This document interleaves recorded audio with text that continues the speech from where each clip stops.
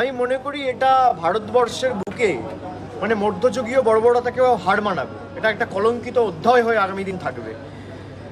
এবং আমরা গতকাল যখন এই অভিযোগগুলো করেছি বা আমাদের বক্তব্য রেখেছি, রাজ্যপালও একমত হয়েছে যে তোমাদের দাবিগুলো অত্যন্ত ন্যায্য এবং ন্যায়সম্মত, এবং যতদিন না এই দাবির ক্ষেত্রে ব্যবস্থা হবে, নির্বাচন কমিশনের তরফ থেকে একটা সদর্থক ভূমিকা নির্বাচন কমিশন পালন করবে এবং কোনো ইতিবাচক পদক্ষেপ গ্রহণ করবে, আমাদের এই লড়াই চলবে। আমরা পরবর্তীকালে আগামীকাল বা আজ যখনই আমাদের রাজ্যপাল সময় দেবেন বা রাজভবনের তরফ থেকে আমরা সময় পাবো, তারপর আমরা দেখা করে পরবর্তী আমাদের রাজনৈতিক কর্মসূচি ঘোষণা করব। बिल्कुल जाएंगे।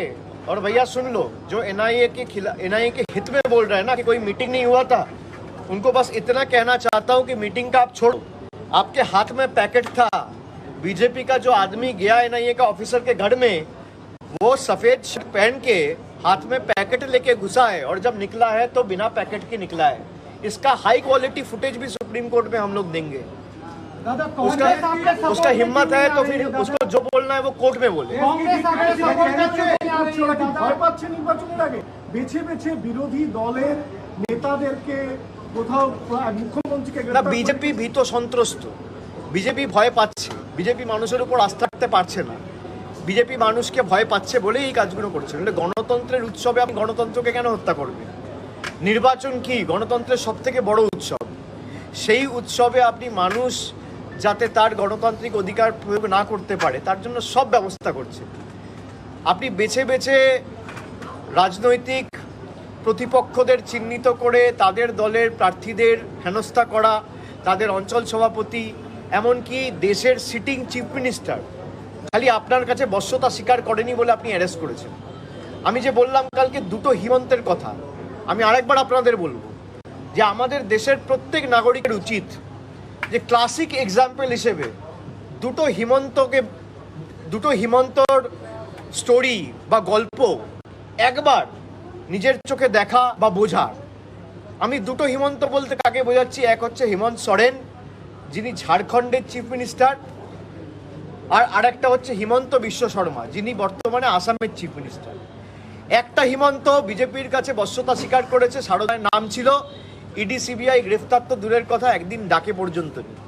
আর একটা হিমন্ত সোরেন বিজেপির কাছে বশ্যতা স্বীকার করেনি, আত্মসমর্পণ করেনি, মেরুদণ্ড বিক্রি করেনি, আর স্বৈরাচারীদের কাছে মাথা নত করেনি। নির্বাচনের 2 মাস আগে ইডি সিবিআই গিয়ে ঘর থেকে তুলে এনে সিটিং চিফ মিনিস্টারকে জেলে ঢুকেছে। দেশের মানুষের বিচার করবে।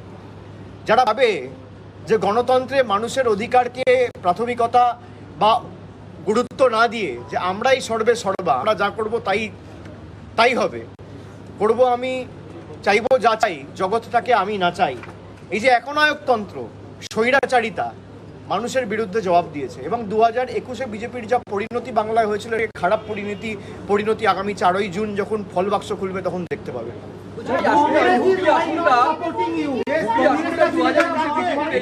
It is Congress's internal matter. How can I say? And I cannot even ask them what to do and what not to do. They know what is best in their interest, and they have every right to take their own decisions. আপনার কি মনে হয় BJP সর্বভারতীয় স্তরে 200 পার করবে? আপনি প্রশ্ন করছেন মানে আপনি নিজেই বিশ্বাস করছেন না যে বিজেপি 200 পার করবে। তো 400 করতেন এতদিনে। বিজেপি তো সব জায়গায় বলছে আপ কি বার 400 পার, আপনি বলছেন 200 পার করবে, তার মানে আপনারা নিজেরাই বিশ্বাস করছেন না যে বিজেপি নিজে তাদের কর্মীদের কাছে যে টার্গেটটা সেট করেছে সেটাও একটা জুমলা। বিজেপি 200 পার করবে কি করবে না তো মানুষ ঠিক করবে, আর মানুষের উপর এরা আস্থা রাখতে পারছে না বলেই এই কাজগুলো করছে। ধরুন আমি একজনের সাথে লড়াই করব, নির্বাচনে লড়াই হবে, মানুষ এক পক্ষকে গ্রহণ করবে, এক পক্ষকে বর্জন করবে, তারপর ফল ঘোষণা হবে, বোঝা যাবে মানুষ কার সাথে রয়েছে, তাকে সমর্থন করবে। তার আগে আমি মাঠ ফাঁকা করে দেবো, মানুষকে আমি অপশান দেবো না। তার মানে কি? আপনি গণতন্ত্র ধ্বংস করতে চাইছেন, আপনি লেভেল প্লেইং ফিল্ড, আপনি চান না নিরপেক্ষ, অবাধ, শান্তিপূর্ণ, গণতান্ত্রিকভাবে নির্বাচন হোক। আপনি সিটিং চিফ মিনিস্টারদের জেলে তুলে দিচ্ছেন। আপনি বলুন না, এসপি এনআইএর সাথে বৈঠক হওয়ার পর তৃণমূলের অঞ্চল সভাপতিদের বাড়িতে এনআইএ যাচ্ছে, আগে যাচ্ছে না কেন? আপনি রেড করুন, আমাদের কোনো অসুবিধা নেই। ভারতবর্ষের প্রধানমন্ত্রী বলছে ভ্রষ্টাচারিयों के खिलाफ मेरा लड़ाई है। আপনি শুরু করুন হিমন্ত বিশ্ব শর্মা, অজিত পাওয়ার আর শুভেন্দু অধিকারীকে দিয়ে। এই তিনজনকে মিলিয়ে কেলেঙ্কারির পরিমাণ প্রায় 1.5 থেকে 2 লক্ষ কোটি। আর আপনি ভ্রষ্টাচারের বিরুদ্ধে লড়বেন, এটা বিশ্বাসযোগ্য হতে পারে? এটা কোনোদিন বিশ্বাসযোগ্য হতে পারে না। আপনি লড়ুন না, আপনি পিক অ্যান্ড চুজ করছেন। আপনার কাছে যে বশ্যতা স্বীকার করে মাথা নত করছে, বিক্রি করছে, তাকে আপনি ধোয়া তুলসী পাতা বানিয়ে দিচ্ছেন। আর যারা মাথা উঁচু করে লড়াই করছে তাদেরকে ইডি সিবিআই দেখিয়ে দিচ্ছে। এখনো বিচার ব্যবস্থা রয়েছে বলে আমি বললাম না, দেশটা বেঁচে রয়েছে। আমি আশাবাদী যে মানুষ কখনো এই ধরনের লোকেদের পছন্দ করে না, এই ধরনের পরিবেশ পরিস্থিতি, এই ধরনের রাজনীতিকে সমর্থন করে না। এবং এর বারে বারে প্রতিফলন আমরা বিভিন্ন নির্বাচনে দেখেছি।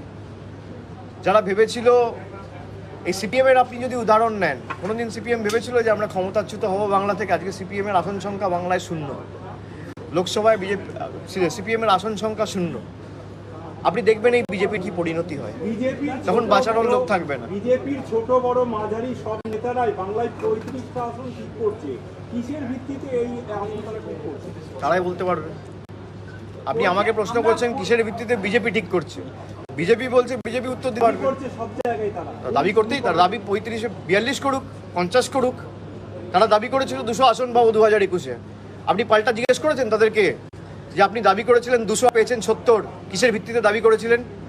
করুন, আমি তো আপনার সামনে দাঁড়িয়ে উত্তর দিচ্ছি। বিজেপির অমিত শাহ এলে আপনি জিজ্ঞেস করুন যে আপনি দাবি করেছিলেন 200 আর পেয়েছেন 70, কি হলো, কিসের ভিত্তিতে আপনি দাবি করেছিলেন? আপনার প্রশ্নের উত্তর আবার আমি দেবো, কিন্তু আপনি আমাকে প্রশ্ন তো করুন।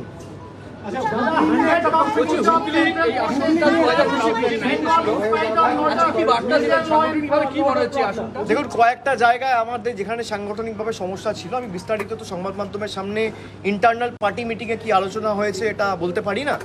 তবে তৃণমূল মমতা বন্দ্যোপাধ্যায় নেতৃত্বে এবং বিশেষ করে হুগলি লোকসভা কেন্দ্রে ঐক্যবদ্ধ, এবং আমরা সর্বোচ্চ ব্যবধানে এই জেলার মধ্যে হুগলি লোকসভা আসন জিত। যিনি লোকসভা ভোটে 2019 সালে নরেন্দ্র মোদীর নাম করে জিতেছিলেন আর আজকে দিনের স্বপ্ন দেখিয়েছিলেন, আমি নাম করব না, আমি তাকে খালি বলবো যে আপনার প্রাক্তন সাংসদের প্যাডটা খালি ছাপিয়ে রাখুন, সময়ের অপেক্ষা।